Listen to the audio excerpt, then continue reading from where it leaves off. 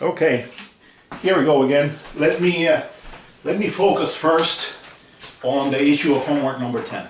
Okay, so homework number 10 basically states, please repeat homework number 8, which is identification of some system based on output only, but take advantage of the program stabilization diagram that I provided for you. Okay, so the program stabilization diagram is a simple thing in which, as we've discussed before, right, instead of you deciding on the order of the system by inspecting the singular values of the Hankel matrix and then trying to clean out which modes appear reasonable, you simply select many orders and do the thing repeatedly, right? And then you clean out the results for the many orders and you see what is stable, right? Now, the program stabilization diagram uses a number of other programs in it.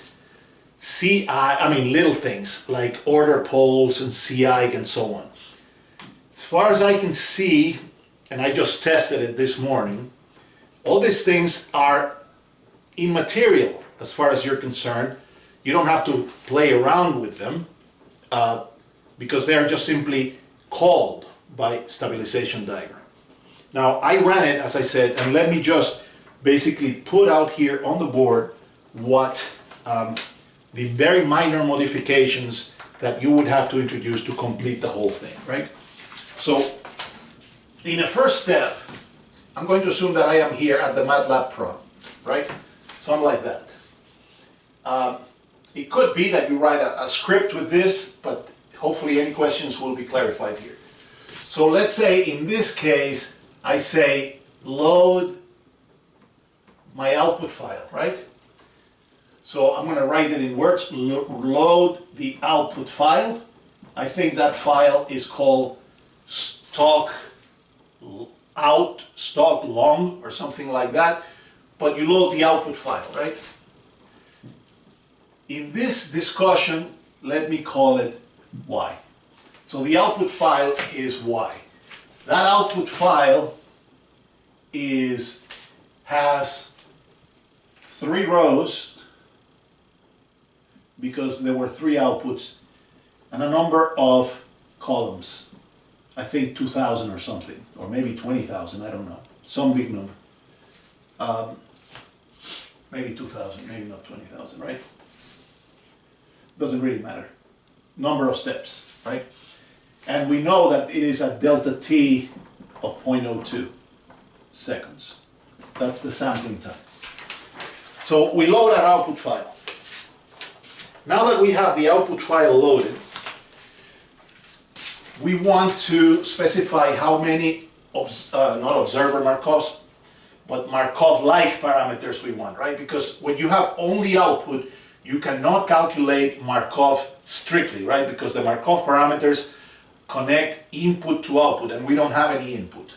We only have the assumption that the input is broadband, white noise, etc., as discussed previously, right? So we run a code that gives us Markov-like parameters, which for the purposes of identification, we can use as surrogates for the Markovs. Those are just correlation function of the output, right? Now we have to decide how many we need, and I think in my code I call Ni the number of Markovs, or Markov-likes. So in this case, let me just say 200. Okay, that should be enough to form the Hankel matrices.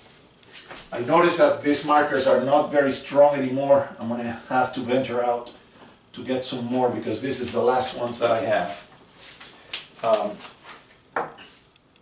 Now, once I know that I need 200, not that I need, that I'm going to use 200, the next thing that I want to do then is what? Calculate those Markov-like parameters, right?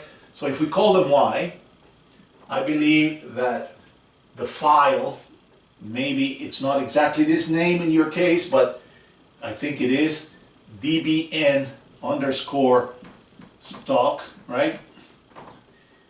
And then in my case, I don't know if it's in yours, but whether the input that goes here has to be in a particular form. Mainly it's either rows or columns. I don't really recall right now, but you can check, right? The point is that when I ran it this morning, I had to use Y transpose, right? Because with Y it didn't work. So it wasn't correct. So with Y transpose and NI, the program generates, or perhaps just Y, because I know that this file for output has to have 3 outputs and this many steps, but I do not remember if it's actually stored as a column or if it's stored as a row, okay? But by inspection of the code, you should be able to see that right away. These Markov-like parameters that you get here are going to be, wait a minute, did I miss? Let me check, let me double check the input on that file. Excuse me for a second. Spring, vibration based, ID codes, DB stock.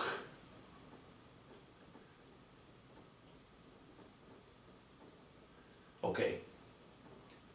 So that's fine. That's the way the output is specified. Then let me check on DB handkills. Okay. So it turns out that no, it's correct like that, right?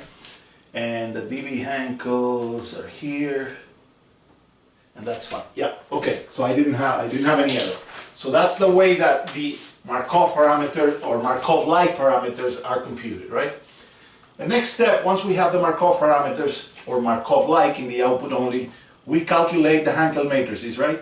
So we get H0 and H1, and to form the Hankel matrices, we use a program that we've already done. And let's say in this case, it could be, at least mine was DBN Hankel, okay, or something like that, or DBN1 Hankel. I have so many versions of it that I don't really know which one. They're all the same, just different names for different things, teaching this class or doing this other stuff. So DB Hankel simply takes the Markov-like cells, Y, and gives the outputs, right? At this point, now we're going to run, if we were doing this not with stabilization diagrams, we would now run ERA, right, to get the thing. But in this case, I want to run it many times. So for example, let's say that I define the variable ORD to be the number of orders that I want to try. And let me say that I try from 4 to 30. Okay? 4, 5, 6, 7, 8, 9, 10, 11, 12, etc. all the way to 30. Those are the orders that I'm going to try.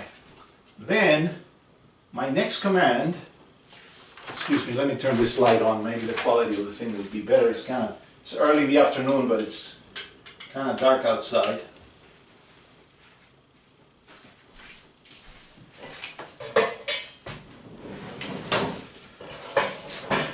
Okay, so the orders, perhaps from 4 to 30, right? Now, I'm going to do this. And here is where the thing starts, right? 4, J, 1 to the length of ORD, which means for 4, 5, 6, etc. Right? I want you to repeat these things. So when you get here, I want the order N to be ORD J. So the first time N is going to be 4. The next time N is going to be 5. The next time N is going to be 6. The next time N is going to be 7. All the way to 30, right?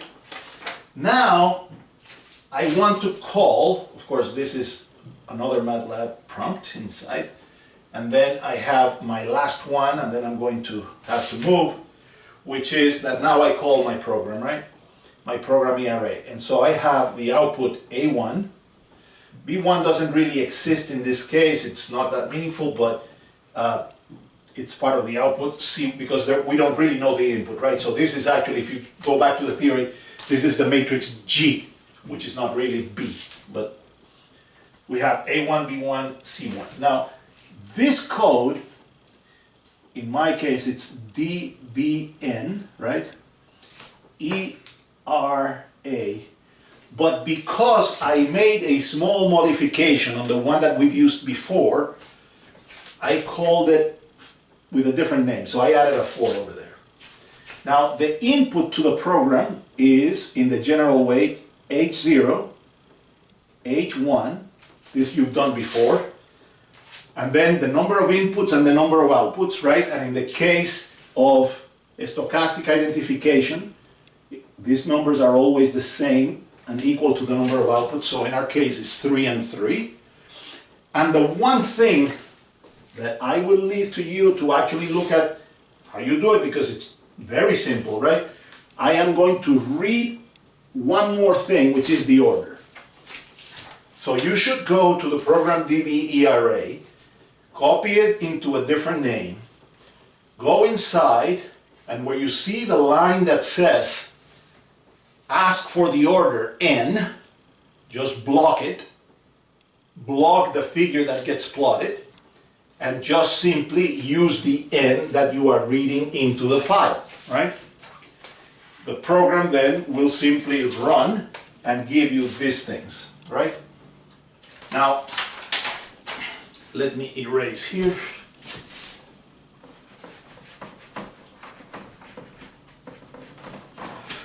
So you are at that line now. Let me shift up to here.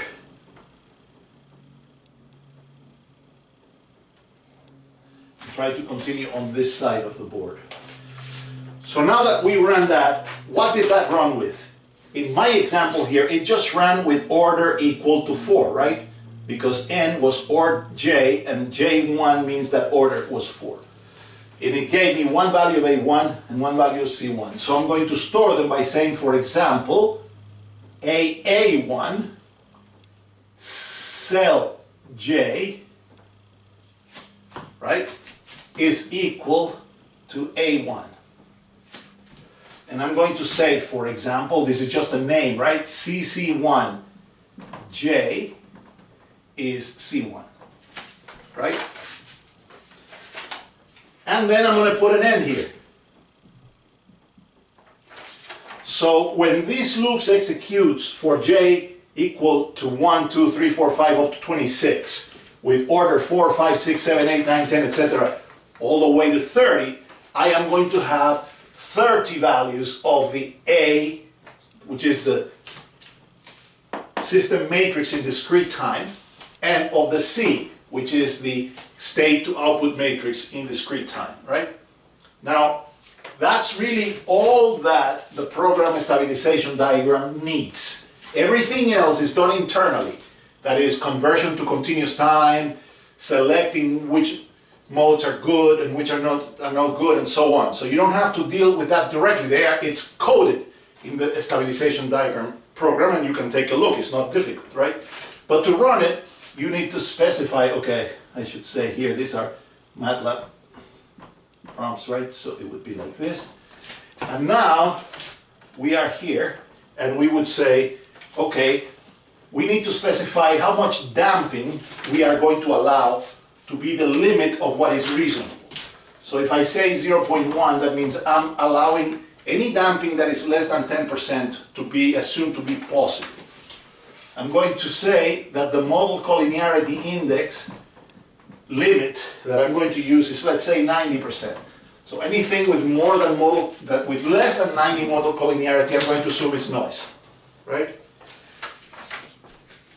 The stabilization diagram also needs the time step, because it's going to do the transfer from discrete to continuous time. So you have to tell it what it is.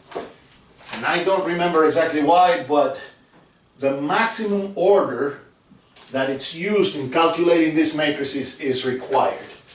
I guess it needs to know that, because otherwise it doesn't know what these orders are to plot it. It just assumes that they're going one at a time or something like that. And so in this case, this NL would be 30. 30 meaning that that was the maximum order that we generated data for. Once that is done, then the command is simply to run the stabilization diagram. Now, I am going to look at it here myself to write it down. I'm looking at the screen. And so I see that the stabilization diagram just says poles, comma, mode shapes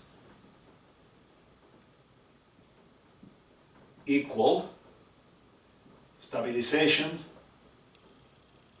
Well, actually it has a name, DBN1 stab or something, but just say DBN stab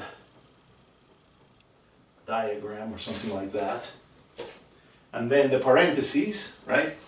What does it want? It wants all the A's, right? So this would be AA1. It wants all the C's, so that would be CC1. It wants to know what is the damping limit, what is the modal collinearity index limit.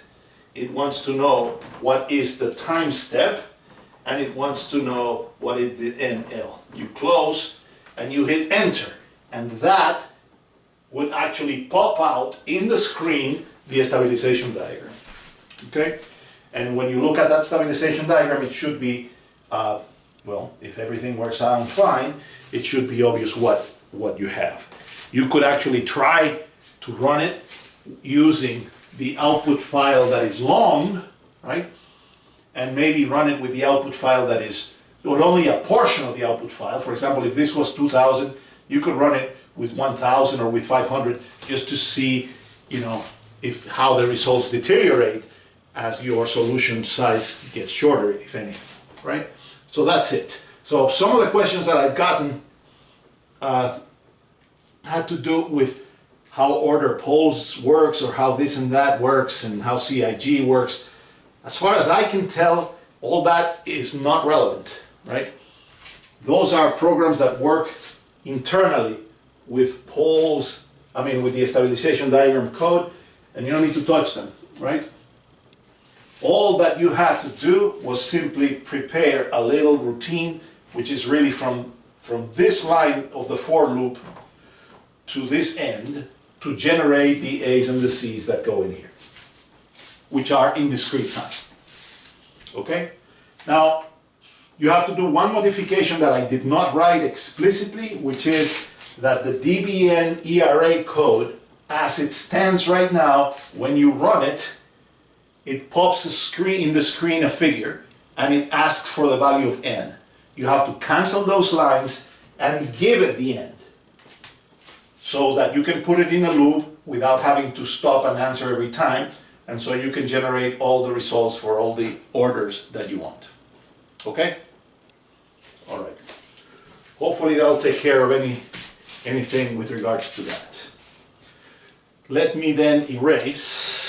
Where is the thing to erase here?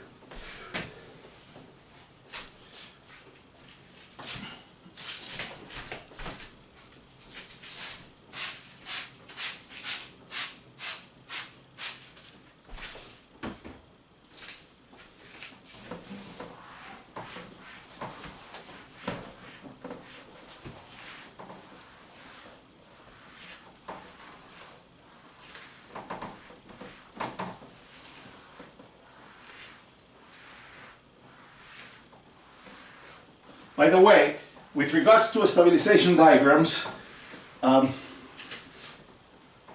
there are, probably, 10 or 12 papers that have been written in the past, decade maybe.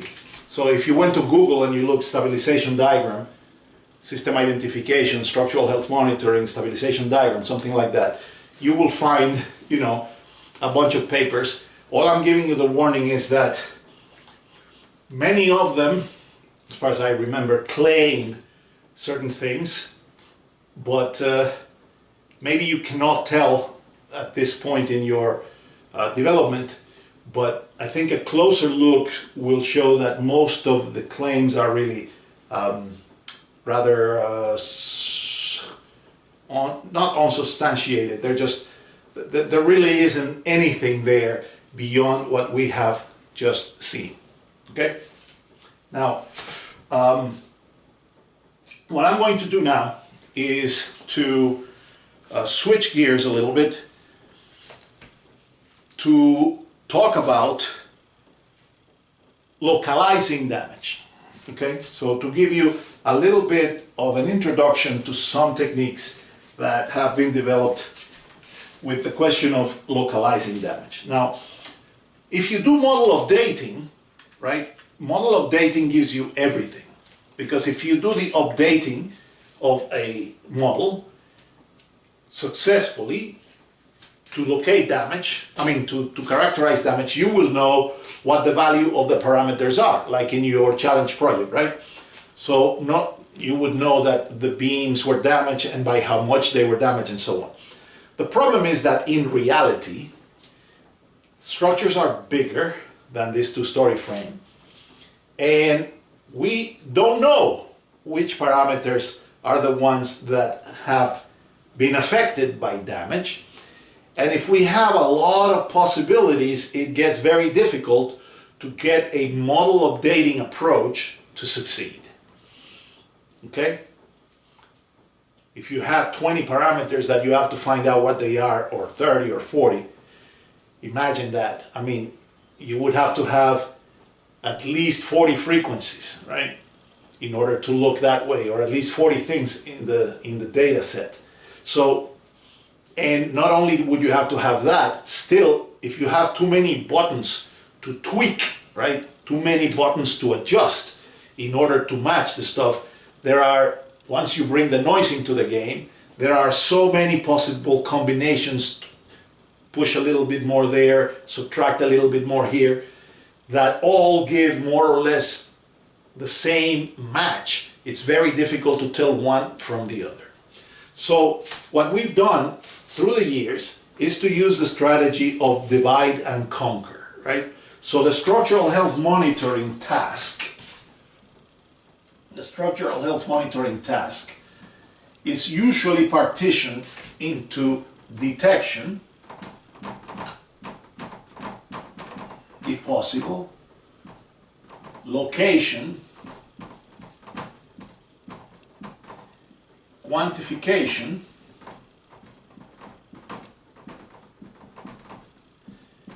and finally prognosis. It's getting critical with these markers. Okay, so basically we have some data, right, from an existing structure. We have some data for an existing structure. In some instances, that data may be input-output. That would be the most lucky situation in which you are able to control the situation in order, or you are able to measure the input that is producing the output, or at least the majority of it. And so that's great. In other instances, you can't, and you have to work with only output. But instead of saying, tell me everything by doing a model updating, which we might not be able to succeed, we try to separate the problem in pieces so that each piece has less, the uncertainties are reduced in each piece. So let's first look at detection. In the case of detection, we just want to answer, is the structure damaged, yes or no? We don't want to say where, we don't want to say how much, we just want to say yes or no, right? Now, we talked about detection in the class, right? This is a binary decision, which is yes or no, right? So we have a binary decision of detection, yes or no. What have we done in this class to introduce you to this idea? Well, we have looked at the case where you take your data, you perform system identification, you compute frequencies from that system identification, right? Whether you have the input or not. And from a number of frequencies that you calculate while the structure is in a healthy state, you characterize the healthy state by saying, for example, that an estimate of the mean of these frequencies is this, and that an estimate of the covariance of these frequencies is this, and you say, let's just assume that this is data coming from a multivariate Gaussian, okay, and then that's it. Then the next question that you ask yourself is whether the data that arrives later, after you decide that you already have learned what the structure is when it's in the healthy state, and then you want to decide whether that data is from the healthy state or is not. And I believe that is homework number 9. We do that by converting the new data to a Mahalanobis distance and comparing it to a threshold. I gave you a second approach in which, instead of doing a point-in-time detection, which is just this data set, we do something called change detection. That is, we look at the aggregate of data as it arrives, and we looked at the likelihood ratio test. I don't remember right this moment if I gave you a homework on that, but I will check. So anyway, you have taken a look at detection. Of course, we could talk a lot more, right? And there are other methods and there are many things that we could talk about, but you have an idea in general about the detection issue. What is the beauty of what we've done in detection? We never ever had to say anything about what is the model of the structure. So any errors that we would make in making a model have been avoided, right? We don't have a model. We just simply say this data doesn't seem to belong to the healthy state, or it does seem to belong. Once we decide that the answer was yes, it appears that this data corresponds to a system that has changed with respect to the way it was in the reference, we then want to say, can you tell me something about where the damage is? Okay, so the location is a question of where. For example, if it was a multi-story model of a multi-story building, you know, is it on floor 7? Or if you want to be more specific, is it on this column? Or is it on this one and that one? Something like that, right? So you want some information on location. Now, methods that are purely location, from a theoretical perspective, are such that the amount of damage doesn't matter. Of course, in reality, the amount of damage always matters, in the sense that if the damage is very small, then any changes that the damage produces is going to be very difficult to extract out of the noise, because there's always noise. However, when we say that a method is a localization method, what we mean is that the answer of the method, in theory, that the theoretical development is such that whether the damage was 5% or 50% or 15% would not make any difference to the outcome. Therefore, we do not have in the theoretical description something that pertains to how big the damage is, how severe. Notice that when you're doing model updating, of course we've only done very simplified model updating where you know, we already knew that the update was in these 2 beams, for example. But what we had to worry, the updating was basically how big it was, right? So as far as doing localization, we would be simply trying to answer the problem that would just point to the fact that we should focus on those 2 beams, right? Without having to know how large the damage is. So location is theoretically independent of severity.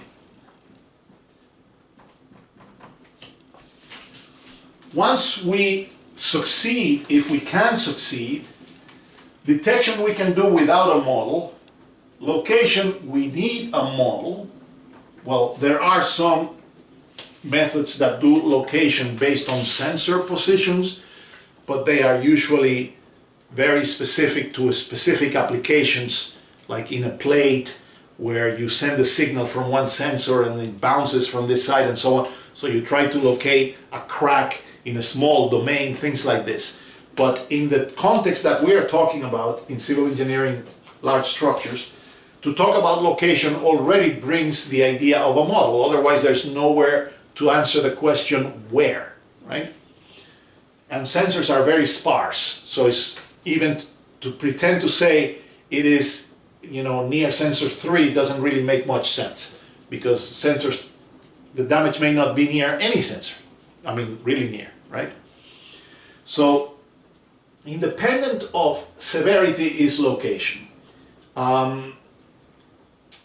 If we are able to answer the location problem, for this we need a model, as I said, but we do not need to make assessments on severity in theory.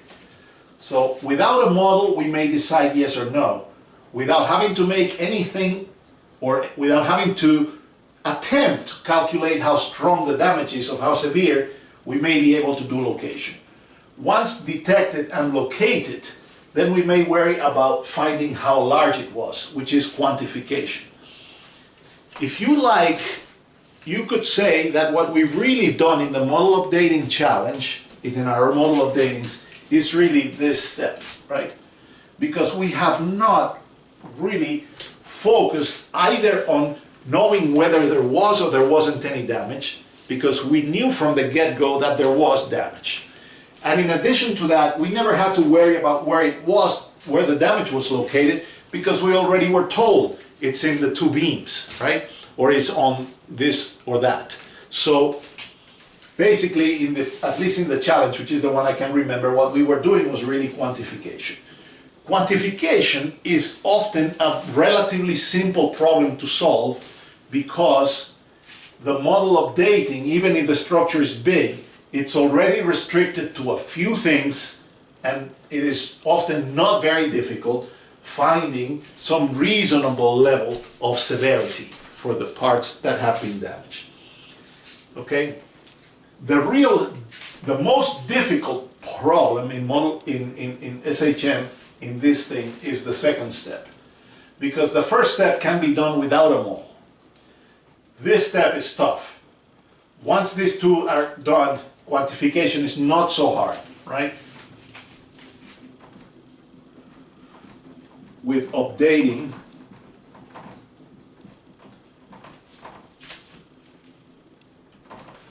is usually okay. Now at that point, we know that there was damage, we know where it was, we know how big it is. The last thing here, which is discussed little, and I will discuss none because I haven't done any work on that whatsoever, and it's simply to ask the question, what happens if I don't do anything? Or, you know, is this damage an issue that requires immediate action? Is it something that is going to progress slowly and I can wait 5 years before I put any budget into it? Is it this, you know, and so on. So it's a prognosis situation. We will not be touching prognosis. What we're going to touch today is something on location, okay? By the way, just in case you feel this way, the detection part, the identification part in the class that I gave you, even though it was a little bit rushed,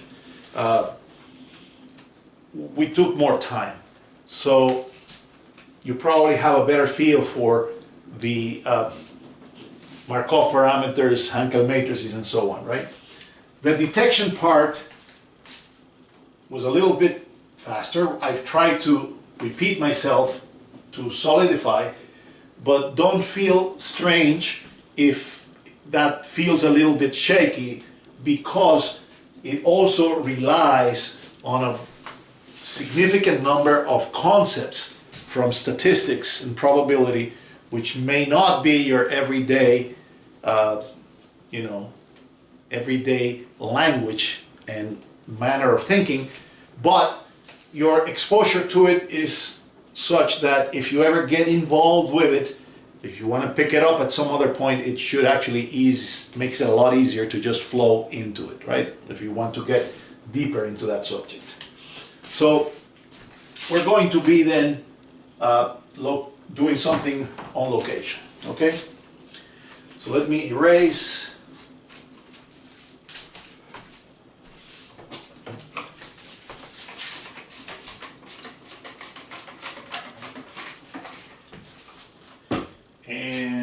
is this eraser here.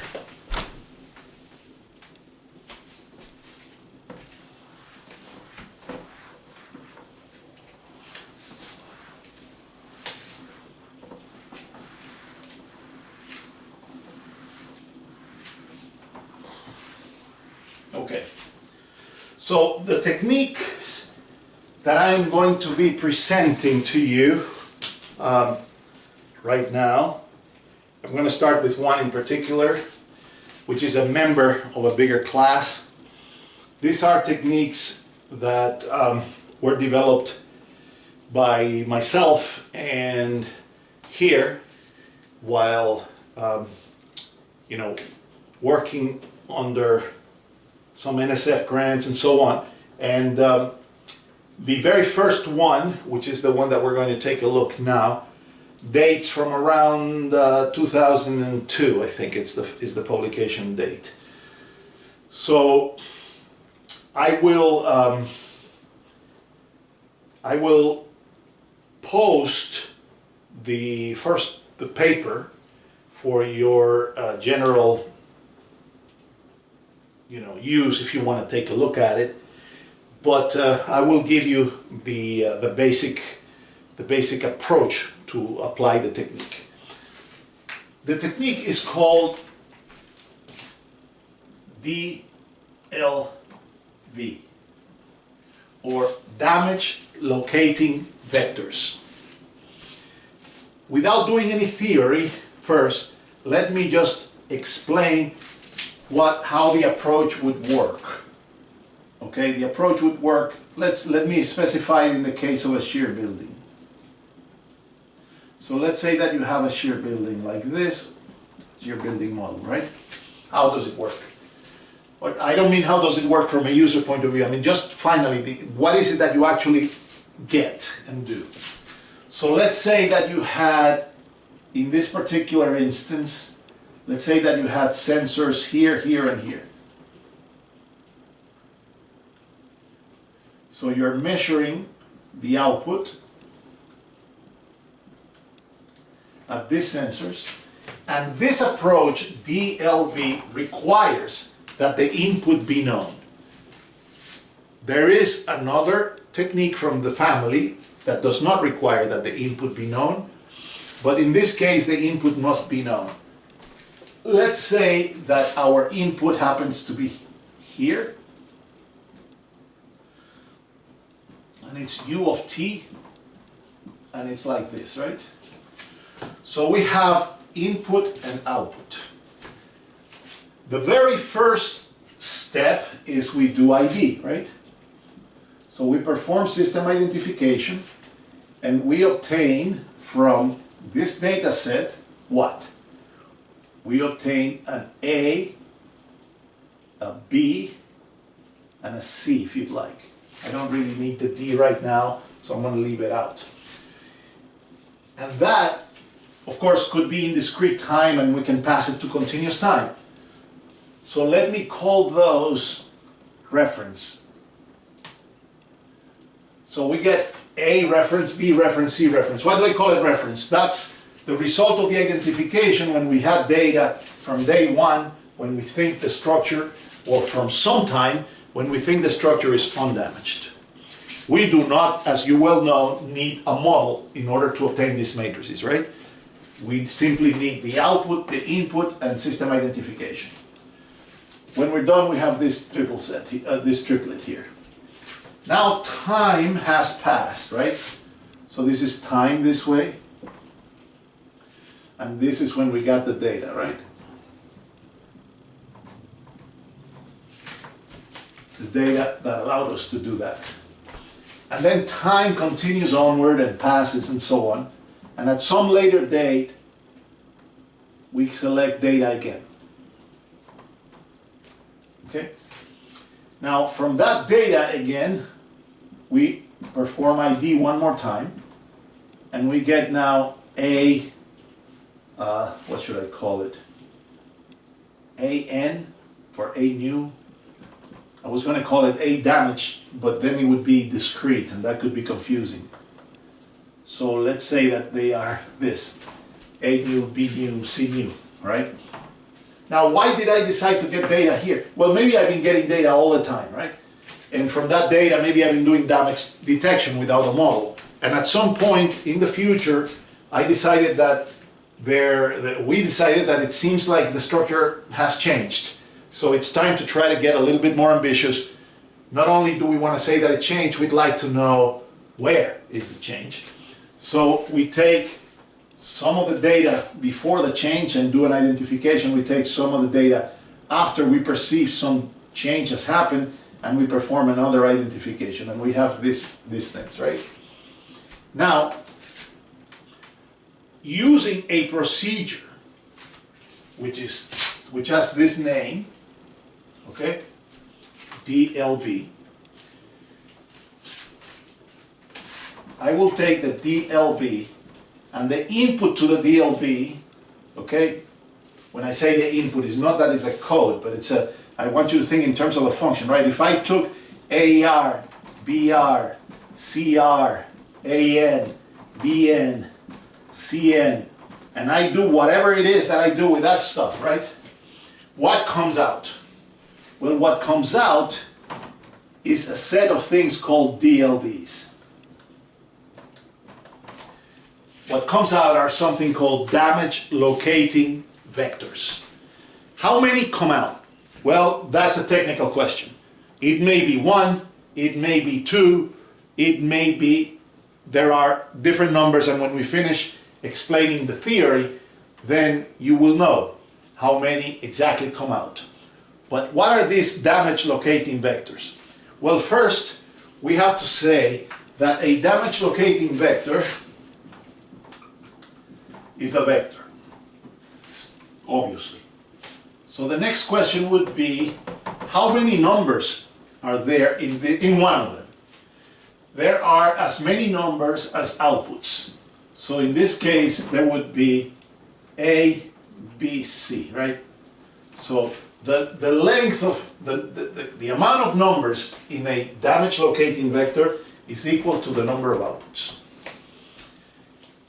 More importantly, or not more importantly, but continuing in the logic, these ABC are called damage locating vectors because if you think about them as being loads, you think about there being a load A here, and a load B here, and a load C here, right? So that's why they're called damage locating vectors, because these vectors are then treated as if they were loads and are applied to the model of the structure. To do AR, BR, CR, or AN, BN, CN, you don't need a model, you just need the data, right? To calculate the damage locating vectors, you don't need a model, you just need the procedure that I will explain to you called the DLV approach. But once you compute the DLVs, now you need a model, because these loads are applied to the model, right? Okay. Now, once the loads are applied to the model, and there may be several sets. Let's say that the damage was here. We don't know, of course, right? We don't know that the damage was there, but let's say it was there. What the damage locating vectors have is the property that they will always produce zero stress at damage locations. Now, what that stress is depends on the model that you're looking at. In the case of a shear building, it would be the story shears.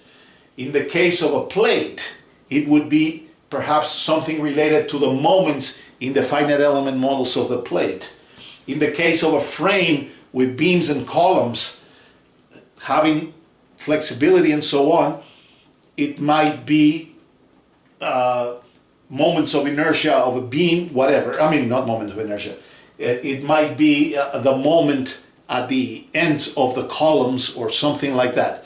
Again, the details will become more apparent as we go, But in the case of a shear building, in which only the shear forces in the levels matter, we have that something like this would, if you calculate the shear forces, you would say, what is the shear force on the roof? That means you take a free body diagram, right, like this, and you calculate the total shear force, and you can see that the total shear force in these two columns will have to add to Z, right? So the shear force is C on the roof. I mean on the 1, 2, 3, on the fourth level, right?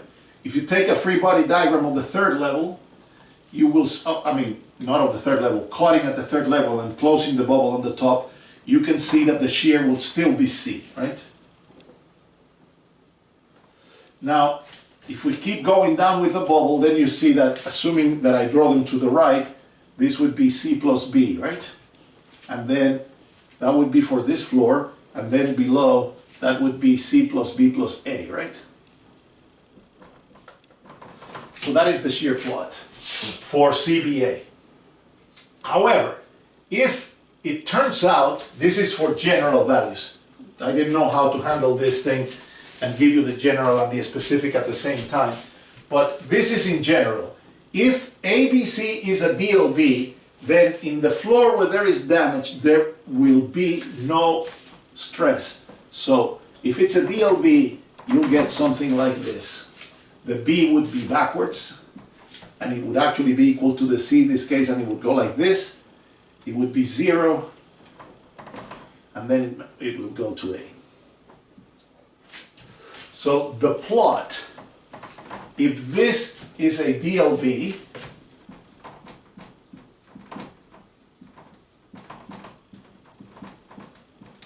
then the plot of the shear at the various floors will be 0 in the floor that has the damage, or in the floors that have the damage, if there is more than one floor that has the damage, right? So that's the property of the DLVs. That's how we use them to locate damage. Now, if we look, in order to erase also here,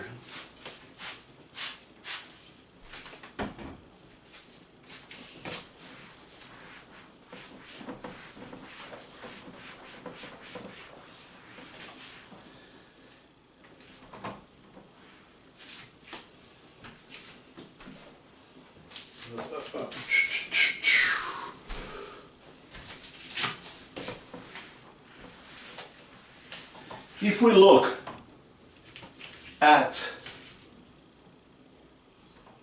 a shear building like this,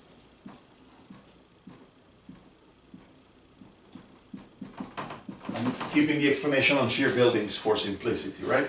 Let's say that we had a sensor here, a sensor here, a sensor here, and a sensor here. So if we have 4 sensors in that structure, that means that even under perfect conditions, 1, 2, 3, 4, 5, 6, 7, right? So 1, 2, 3, 4, 5, 6, and 7. There could be a load here, a load here, skip 1, a load here, skip 1, a load here, right? So the DLVs can only be applied at these positions, right? Therefore,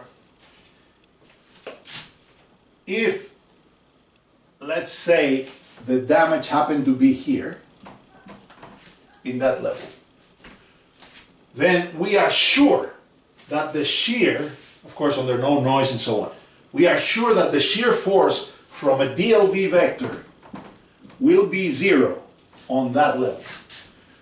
But how could it be 0 on that level? I'll use numbers now. Let's say, for example, this will prove to be 9.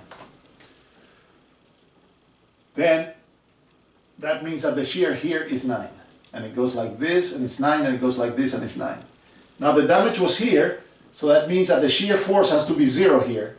That means that this has to be 9 this way, right? So it'll be like that, and then like this. Now this could be 3, and it goes like that, and this could be 1, and it went like that, right?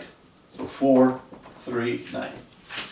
So this would be, of course, those numbers are just made up. I could have put anything else, right? There's no significance to the 9, the 3, or the 1. Those are just whatever the DLVs gave. The point is that the damage was actually here, right? But it is not possible to differentiate these two floors because the way the sensors are arranged, these two levels are what we call inseparable. That is, if there is damage on one, the DLV approach has to select both because it cannot really discriminate. So, what we say, if you like precision, and I do, is that the damage locating vectors do not give, well they do, but I mean it's more precise to say that the damage locating vectors give stresses where there is no damage, instead of saying that it gives 0 where there is damage, okay? Because there is no damage here and we got a 0. So strictly speaking, you would not be able to say the damage locating vectors give 0 stresses where there is damage. That's true, but they can also give 0 stresses where there is no damage. What we can say for sure, without having to ask for excuses, is that the DLV vectors will give stresses where there is no damage. So there is no damage here, there is no damage here, there is no damage here, it gives stresses. There is no damage here, there is no damage here, it gives stresses. That's it, right? It doesn't give stresses here, that means it doesn't tell you anything there. It's just the damage could be there. But we can eliminate all this part, right? It turns out in this case that it was one of those two. Of course, if the damage was not there, but was here,